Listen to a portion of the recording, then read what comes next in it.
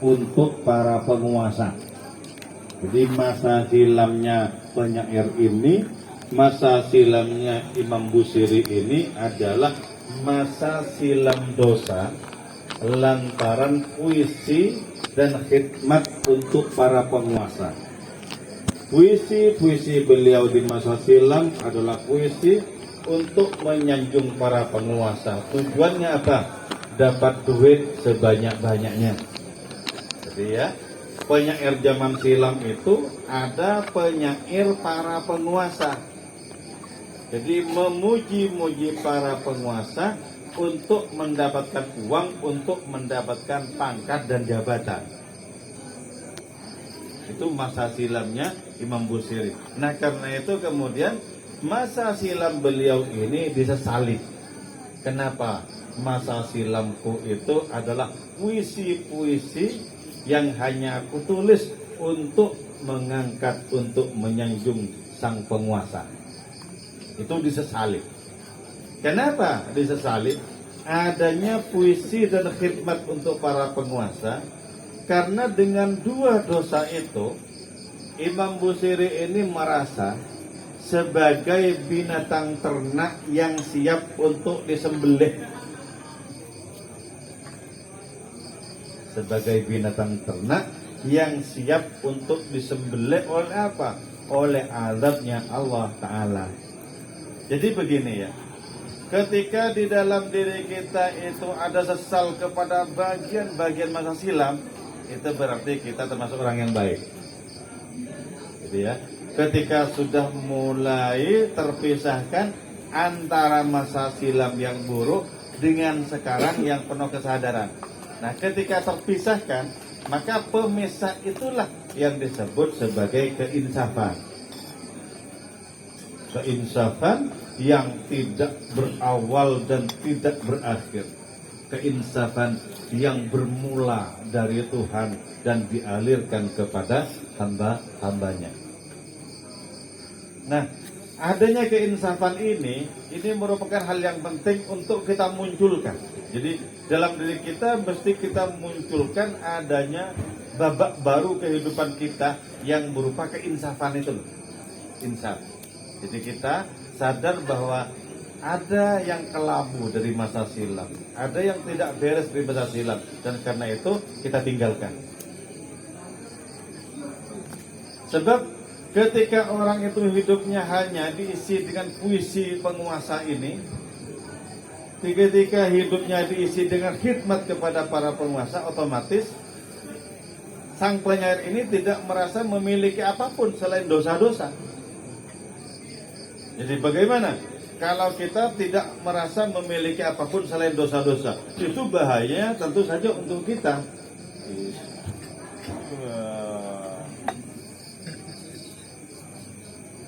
Itu betul banget. Jadi bahayanya untuk penulisnya sendiri. Bahayanya untuk penulisnya sendiri. Maka karena itu kemudian segala masa silam yang kelam itu kita timbuni dengan kebaikan-kebaikan. Nanti ketika demikian maka keburukannya itu lenyap digantikan oleh kebaikan-kebaikan. Innal hasanat yuzhibnas sayyiat. Kebaikan-kebaikan itu bisa melenyapkan keburukan-keburukan.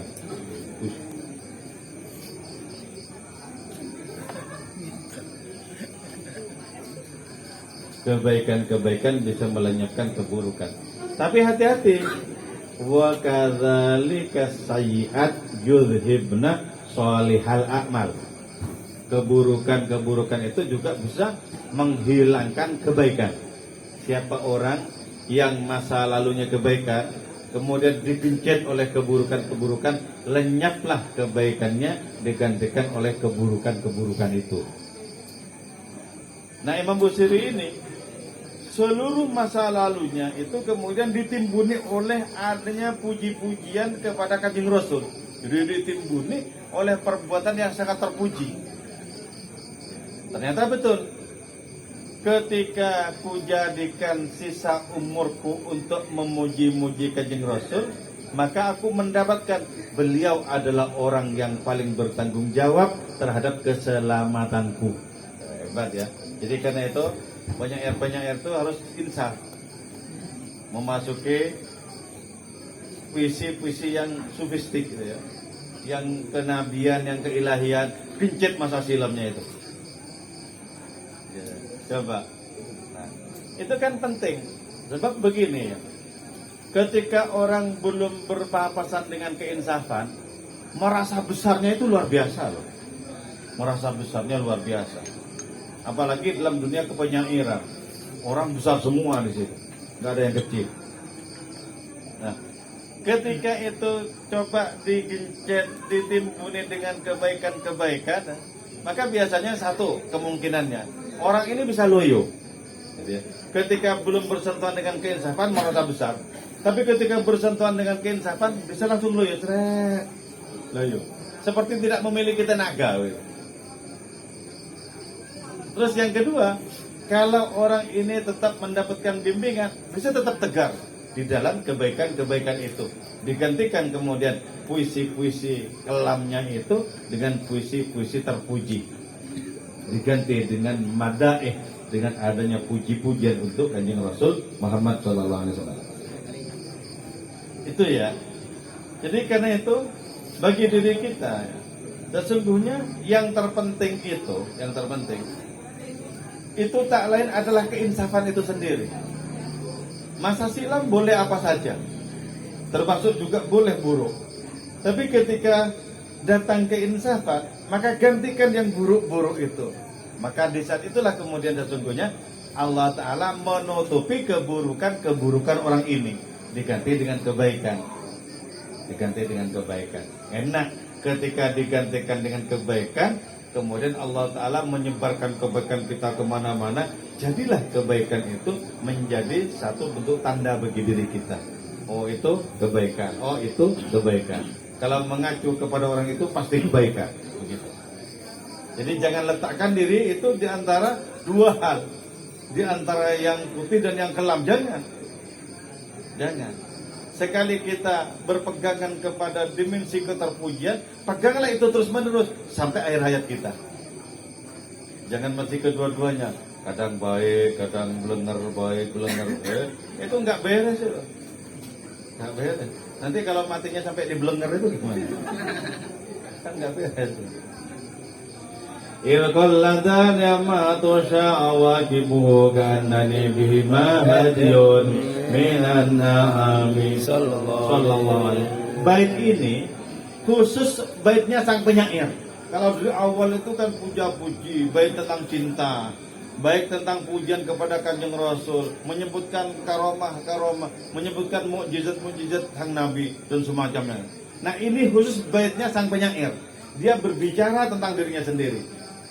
Di mana letak kebaikannya? Dia ini pintar ya. Sang wali ini pintar. Dikasih kemampuan untuk meletakkan tentang keburukannya sendiri itu di bagian-bagian akhir. Jadi setelah memuji Allah, memuji Rasulnya, menyebut tentang Al-Quran dan lain semacamnya, semuanya disanjung.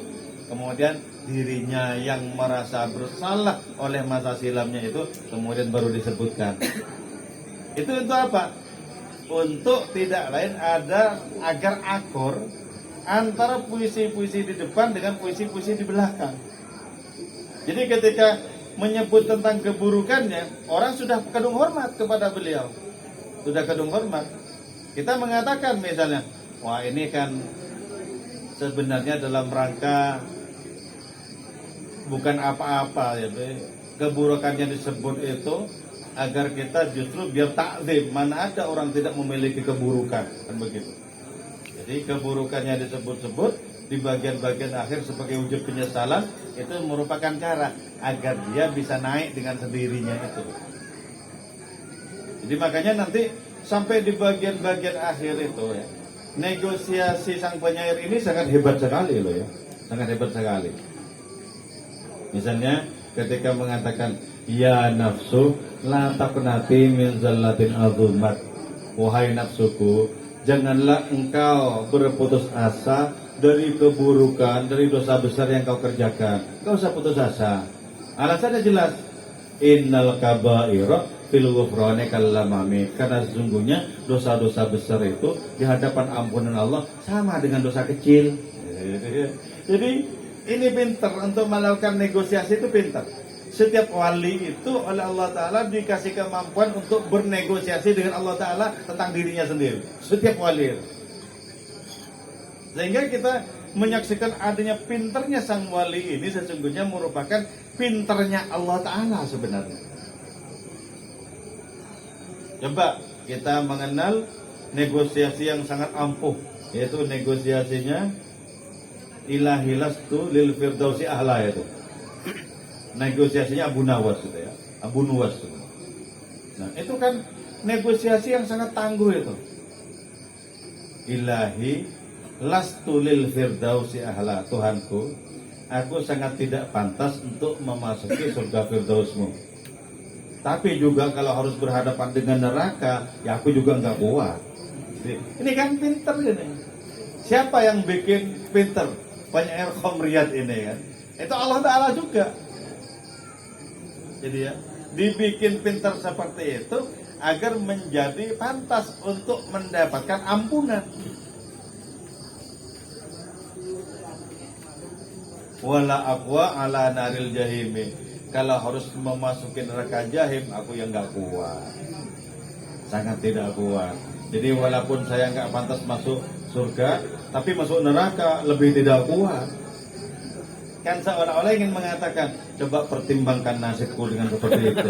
Kan begitu. Dia masuk surga, Allah Maha Pemurah, kan begitu. Nah, yang dilakukan oleh Imam Busiri itu tidak jauh dari yang seperti itu. Coba kepada Kanjeng Rasul, apa yang dikatakan oleh beliau misalnya ya. Ya akramal khalqi, mali man aludhu bihi siwaka. Wahai makhluk paling mulia, wahai Rasulullah, aku tidak punya siapa-siapa untuk berkeluh kesah selain engkau. Jadi mengadunya kepada orang yang tepat, kepada orang yang oleh Allah Ta'ala diberi kemampuan untuk memberikan syafaat. Mengadunya kepada yang tepat itu loh. Nah tentu saja mengadu kepada Kanjeng Rasul itu tidak mungkin orang kecewa, nggak mungkin. Kenapa? Karena beliau pasti menerima adanya pengaduan-pengaduan itu. Maka sebelum masuk di yaumul akhir di dunia ini kita melakukan pengaduan-pengaduan juga kan begitu. Jadi kita katakan bahwa sesungguhnya kita itu tidak memiliki siapapun untuk menyelesaikan urusan kami di hari huru hara kiamat selain engkau ya Rasul, kan begitu. Jadi dari sekarang kita sudah mengaku, sudah angkat tangan. Angkat tangan, tandanya apa? Tandanya nggak bisa mengatasi sendiri ini.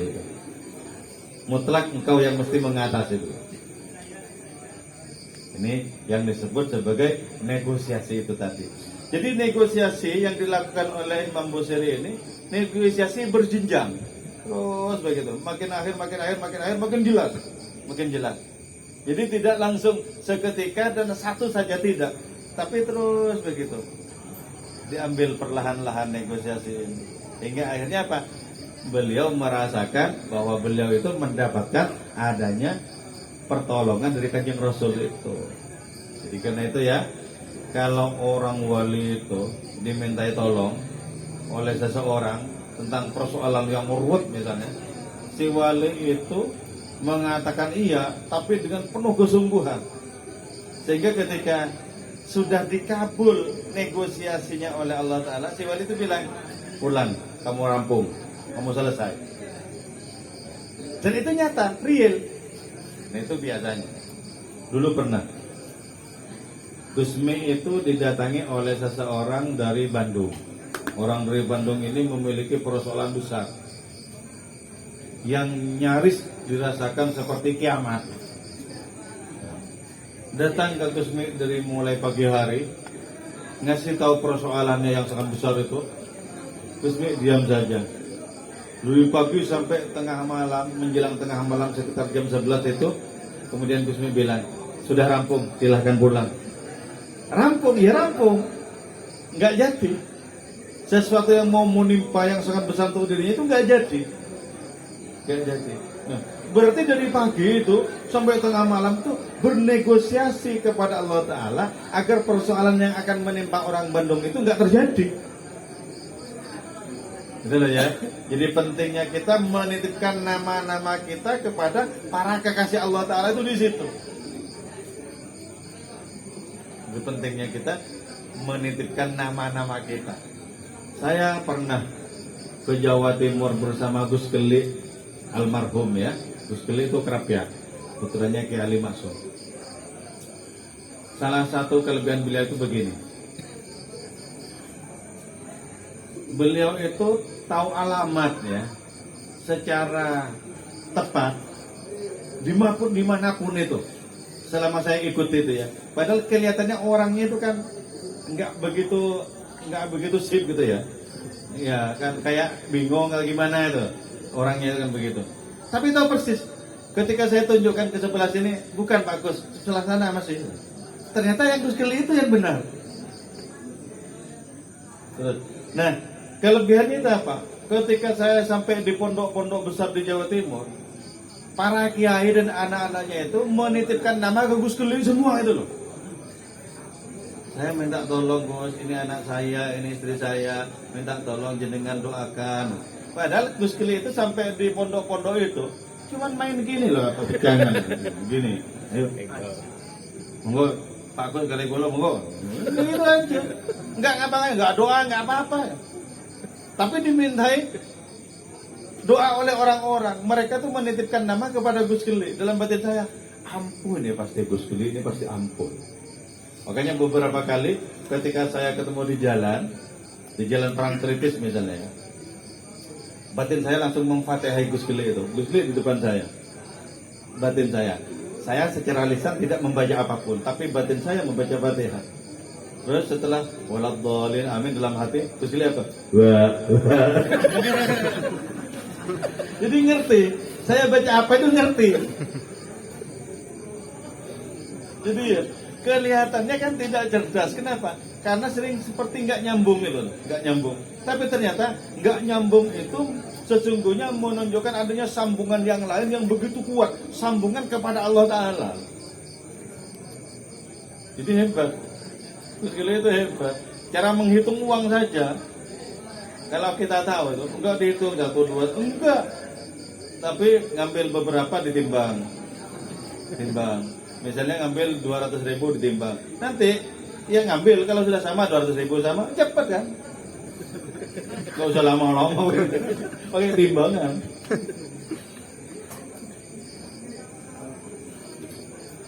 Oke ya. Ini menunjukkan bahwa negosiasi yang dipakai oleh para wali itu sesungguhnya itu merupakan kalimat-kalimat ilahiyah, teks-teks ilahi.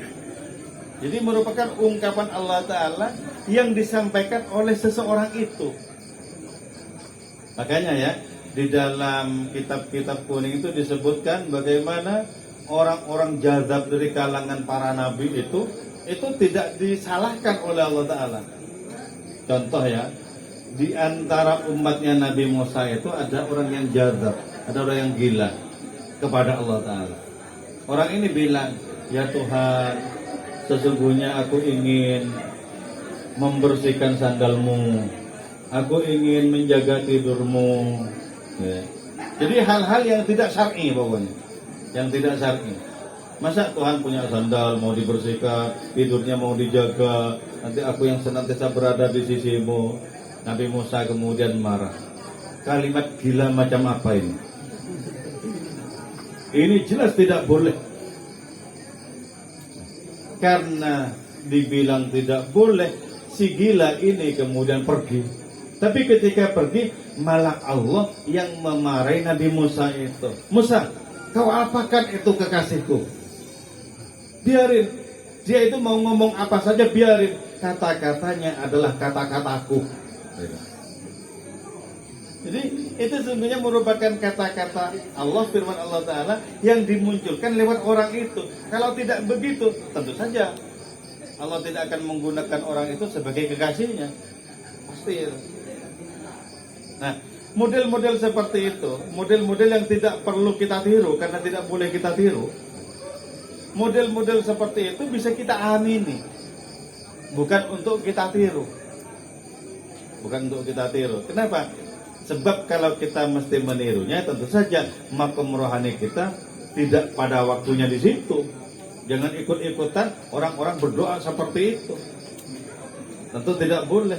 Seperti Uwais Al-Qarni ketika dimintai doa oleh Sayyidina Umar malah bilang, "Ya Allah, apa malaikatmu sudah tuli?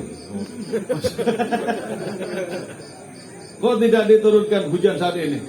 Demi keagunganmu. Kalau hujan belum diturunkan, aku akan tetap tengadah." Langsung hujan. Jadi, hal-hal yang sesungguhnya membuat batin kita tergetar karena kita bisa menyaksikan, tapi kita tidak bisa sampai di sana. Cukup ketergetaran itu sebagai sarana bagi diri kita untuk tersambung dengan Allah Subhanahu wa taala. Ya. Jadi betapa sesungguhnya Imam Busiri dengan akhir kitab Burdahnya ini sedang melakukan negosiasi dengan Allah Ta'ala, memperbaiki masa silamnya, menutup masa silamnya dengan kebaikan-kebaikan, dengan keterpujian-keterpujian. Itu sangat bagus ya. إذ قلد اليمات شواكبه كأنني بما هدي من النام أضعت ويصب بالحالتين وما حصلت إلا على الآثام والندم فيا خسارة نفس في تجارتها لم تشتري الدين بالدنيا ولم تصم ومن يبيع عاجلا منه بعاجله يبيع له في بيع وفي سلم إن أهدي ذنبا فما أهدي بمنتقد من النبي ولا حبلي بمنصرم فإن لي ذمة منه بتسميتي محمدا وهو أوفى الخلق بالذمم صلى الله عليه وسلم. إن لم يكن في معادي آخذا بيدي فضلا وإلا فقل يا زلة القدم حاشا أن يهرم الراجي مكارمه يلجأ منه المحترم صلى الله عليه وسلم. ألزمت الكريم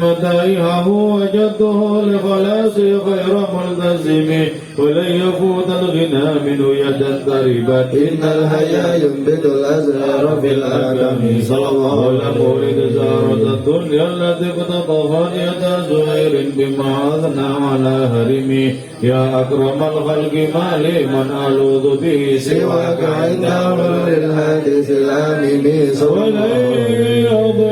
رسول الله جاءك به ذا الكريم تجلى باسم منتقم فإن من جودك الدنيا وضرتها ومن علومك علم اللوح والقلم صلى الله عليه وسلم. يا رسول تقنتي من زلة عظمت إن الكبائر في الغفران كالأمم لعل رحمة ربي حين يقسمها تأتي على سبيل الإسيان في القسم صلى الله عليه وسلم. غير مناكس لديك وجه حسابي غير منخرم والذو بعبدك في الدارين إن له صابرا تزداد الأهوال ينهزم صلى الله عليه وسلم. صلاة منك دائمة على النبي بمنهل ومنسجم ما رنعت ثبات البدر وصبا وأضرب العزاد العز بالنغم صلى الله عليه وسلم. وعن أبي بكر وعن عمر وعن علي وعن عثمان ذي الكرم والآل والصحب ثم التابعين لهم أهل التقى والنقى الحلم والكرم صلى الله عليه وسلم. واغفر إلهي لكل المسلمين بما يتلو في المسجد الأقصى وفي الحرم بجاه من بيته في طيبة حرم واسمه قسم من أعظم القسم صلى الله عليه وسلم.